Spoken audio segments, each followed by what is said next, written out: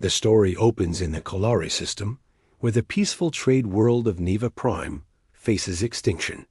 Captain Lyra commands the last remaining defense ship as massive, insectoid creatures called the Swarm devour everything in their path. The planet's crystalline cities crumble under the endless wave of chittering monsters. Lyra's crew consists of her second-in-command, Tam, a young engineer named Cole, and the ship's Dr. Venn. Their shields fail as acid from the Swarm burns through their hull. With billions of lives hanging by a thread, Lyra makes the choice no Kalari has ever made before. She activates the Forbiddance, emergency beacon that calls for help from the legendary Deathworlders. The Kalari know humans only through whispered stories.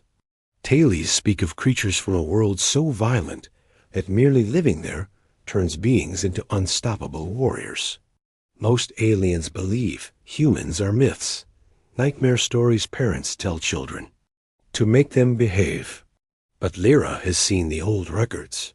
Humans are real, and they come from a planet called Earth Dot.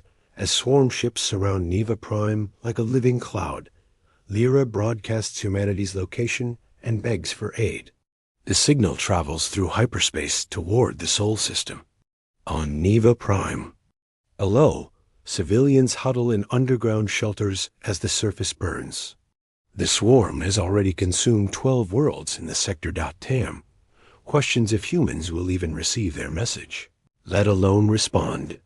The distance is vast, and humans have never shown interest in galactic affairs.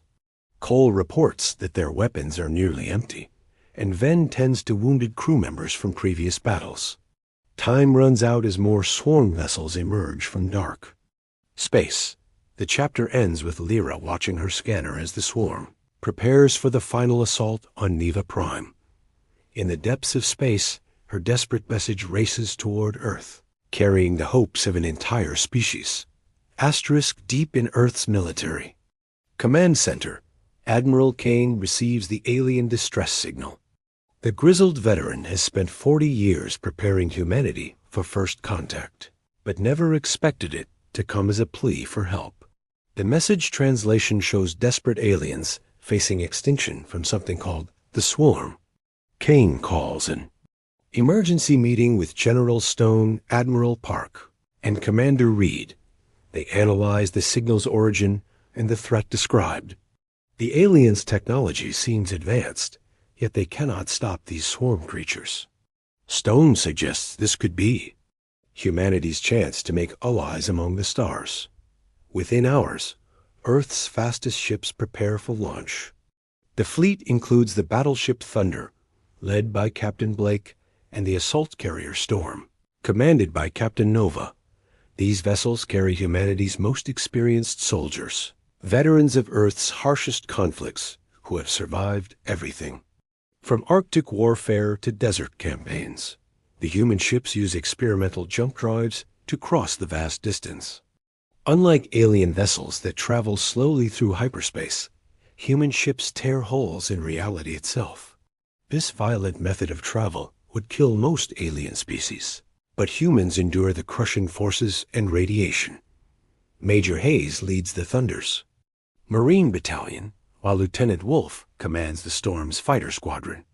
Both officers have trained on Earth's most dangerous continents and in the depths of its hostile oceans. What other species call impossible, humans call Tuesday morning training. As the fleet jumps through space, the crews prepare for battle.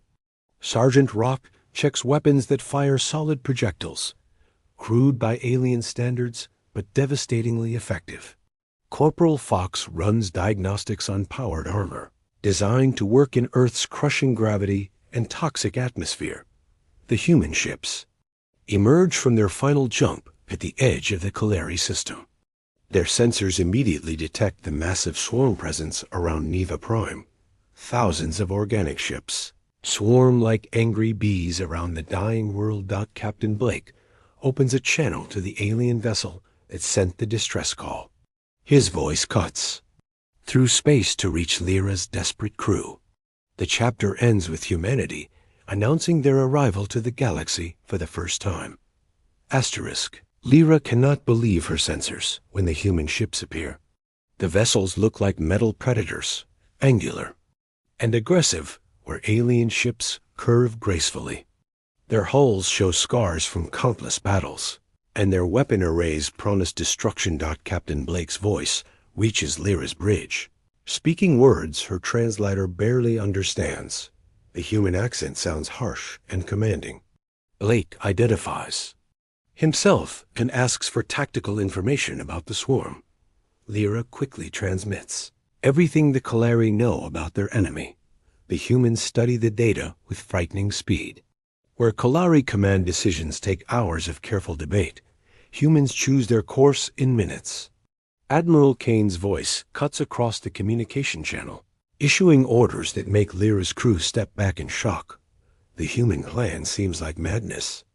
Instead of careful, long-range attacks, they intend to charge directly into the swarm formation. Major Hayes will lead Marines in boarding actions against the largest swarm vessels. The humans speak of close combat as if it were normal warfare. Thunder and Storm accelerate toward Neva Prime with engines that burn like small suns. Swarm vessels turn to meet this new threat, their organic hulls pulsing with bioluminescent warnings. The creatures have consumed entire star systems, but they have never faced predators from a Deathworld. Lieutenant Wolf launches his fighters first. The small human craft move like hunting birds, diving through swarm formations with precision that amazes watching Kalari. Human pilots pull maneuvers that would liquefy alien nervous systems, their reinforced bodies handling forces that would crush normal beings. The Thunder's guns open fire with thunderous roars that echo through space. Solid metal projectiles punch through swarm armor like paper. The aliens' energy shields cannot stop kinetic weapons traveling at significant fractions of light speed. Swarm vessels explode in chains of destruction. Sergeant Rock leads the first boarding party onto a swarm command ship. The Marines move through twisted organic corridors, their weapons spitting death at creatures that tower above them. What the swarm creatures see terrifies them, small beings in metal shells that refuse to die. The Kalari watch in stunned silence as humans do the impossible. They fight the swarm in hand-to-hand combat and win. Major Hayes personally faces a swarm queen in single combat, using nothing but blade weapons and human determination. The chapter ends with swarm vessels beginning to retreat from Neva, Prime for the first time in the war. The humans have accomplished in hours what the Kalari could not manage in months. Asterisk.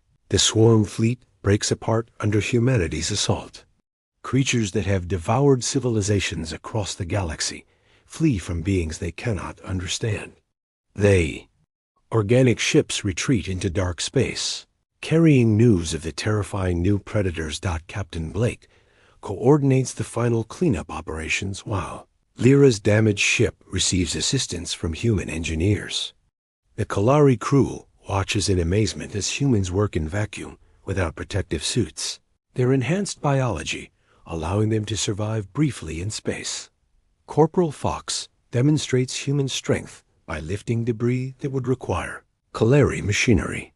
The aliens realize that humans are not just mentally tough. Their physical capabilities exceed most species' mechanical systems. Earth's heavy gravity and dangerous environment have created beings of incredible resilience. Dr. Ven treats human wounded and discovers their remarkable healing abilities. Injuries that would cripple Kalari for months heal in days for humans. Their redundant organ systems and efficient immune responses reveal the brutal selection pressure of their homeworld. Lyra meets Captain Blake face-to-face aboard the Thunder. The human commander stands nearly twice her height, with muscles adapted for crushing gravity and bones dense enough to stop projectiles. Yet when he speaks, his words show intelligence and compassion. Blake explains humanity's philosophy to the fully amazed Kalari. Humans do not seek conquest or domination. They protect those who cannot protect themselves. Earth's harsh environment taught them to stand together against impossible odds. The conversation reveals why humans never joined galactic civilization. Other species live in peaceful garden worlds with controlled climates and gentle gravity. They cannot imagine choosing to remain on a planet that actively tries to kill its inhabitants every day. Major Hayes reports the complete evacuation of swarm forces from the Kalari system. The creatures left behind damaged ships and clear evidence of their retreat. For the first time in decades, the galaxy has seen the swarm defeated in open battle. Admiral Kane announces humanity's decision to establish a permanent presence in the galaxy. Earth will create defense stations and patrol routes to protect peaceful species from threats like the swarm. The age of human isolation has ended. The chapter concludes with Kalari across the system celebrating their salvation while human crews prepare for the long work ahead. 3 months after the Battle of Neva Prime, the galaxy has changed forever. Human defense stations orbit key systems, and Earth's patrol fleets cruise hyperspace lanes once terrorized by pirates and raiders. The mere mention of Deathworlders causes hostile species to reconsider their actions. Lyra now serves as a liaison officer aboard the Thunder, helping human commanders understand alien cultures and customs. She has learned to appreciate human directness after months of Kalari political complexity. When humans make promises, they keep them without elaborate ceremonies or conditions. The Kalari government officially requests membership in the Human Defense Alliance, a new organization that Blake and Kane established to coordinate protection efforts. Dozens of other species have submitted similar applications after witnessing humanity's effectiveness against the swarm. Captain Blake reviews reports from across human space. The Zephyr pirates abandoned their raids after encountering Sergeant Rock's Marines. The Crimson Fleet dissolved when their leaders learned about human boarding tactics. Species that had terrorized peaceful worlds for centuries now avoid any system under human protection. On Neva Prime, reconstruction proceeds rapidly with human assistance. Earth's engineers share techniques for building in hostile environments, while human doctors provide medical training. The Kalari discover that human medicine treats conditions their own physicians considered incurable. Lieutenant Wolf establishes a pilot training program for alien volunteers. The curriculum seems impossibly demanding to most species, but those who complete it gain skills that make them legends among their people. Human instructors push students beyond what they believed possible. The swarm has not returned, but long-range sensors detect their ships massing in the galaxy's outer regions. Intelligence reports suggest they are studying human tactics and adapting their strategies. The next confrontation will test humanity's resolve even more severely. Admiral Kane addresses the Galactic Council for the first time, speaking directly to representatives of hundreds of species. His message is simple. Humanity will defend those who cannot defend themselves, but they expect cooperation and honesty in return. The Council vote to officially recognize Earth as the galaxy's primary defense force passes by overwhelming majority. Some species worry about human military power, but most are grateful for protection against threats they cannot face alone. Back on Earth, recruitment centers overflow with volunteers eager to serve among the stars. Humanity's greatest adventure has begun, and millions want to participate in protecting galactic civilization.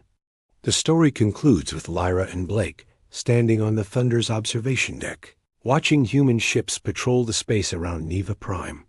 The stars no longer hold terror for peaceful species. They hold the promise of protection from those who chose to make themselves strong enough to stand against the dark. In the distance, Earth's ships move through the void like guardian angels, carrying the hopes of countless worlds on their shoulders. The galaxy has learned that sometimes salvation comes from the most unexpected places, from those who chose to embrace hardship rather than flee from it. The age of the Deathworlders has begun, and the universe will never be the same.